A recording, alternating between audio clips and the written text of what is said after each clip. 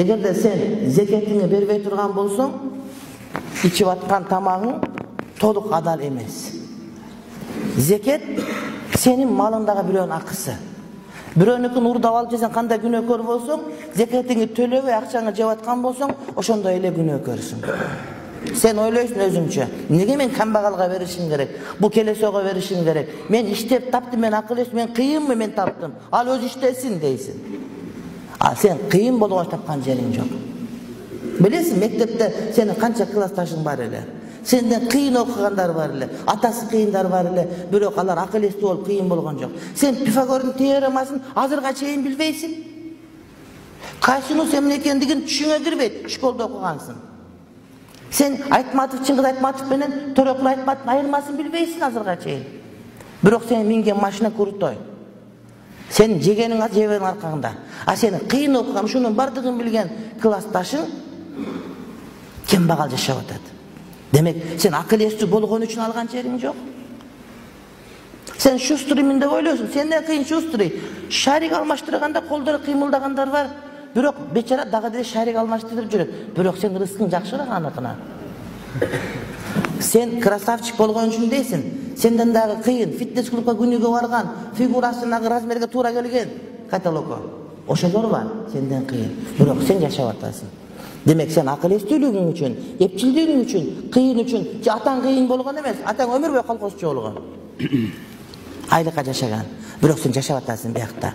Демек, Кудай сен жаккан бир жериң бар. Кудайым сени жактырып, сага рызкыны берди, сенин колуң аркылуу башка рызкыны бергенге милдет кылды. Сен эмне кыласың? Сен акаларың, эжелериң бар үйдө. Агаларың, эжелериң бар. Бирок сен байыраксың. Турат Новосибирск үйлөрүң бар, контейнериң бар. Сен барганда ошо агаларың астында өзүң куртой сезимтесиң, алар көзүңө, ата-энең да сенин көзүң карап турат да. Как будто сен ошолорго рызкы берүүчү Кудай, мени Кудай болуп алгансың өзүңчүчү. Аларды кагып силкесиң, башка кыласың, төргө отурасың, сен ага кыл деп отурат. Атаң да кыл деп отурат сени. Неге? Сен аларга тыйын бер, рызкы берүүчү болуп кетпесиңби өзүңчү? Андай эмес. Эгерде сен ошолорго ушуну милдет кыла берсең, Кудайым сенден алып башка бирөөгө берип коет. Сен зекетиңди бербесең, алып коет, толтур андай. Бай болуп, бомуш болуп калгандар море.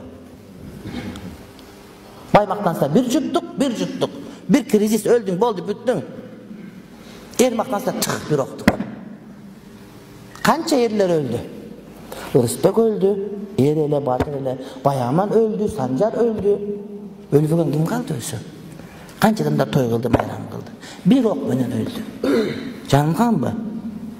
Астында кара отуруп сийип койгондор той кылгандарын көрдүк, жалганбы?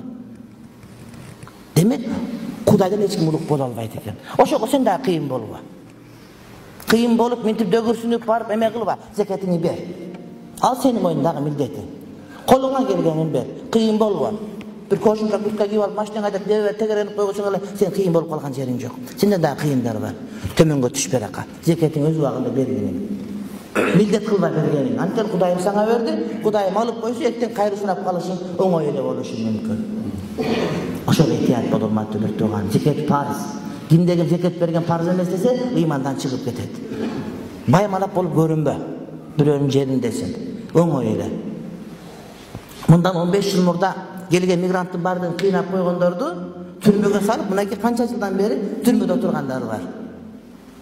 Адам сатып калгандар болгон. Сен эмне? Пайпак сатасың сен. Адам сатып калгандар болгон. Адам сатып калгандарга кыйындан кыйын чыгат экен, мынакей соту камакта канча жылдан бери отурат, чыга албай. Эсиңден чыгарба. Шүгүр айт. Шүгүр айтсаң, Кудайым сага көбөйтүп берет. А шүгүрүң эмне? Зекетиң өз убагында бер. Намазың өз убагында оку. Бечарага жардам бер. Шакирт өстүр.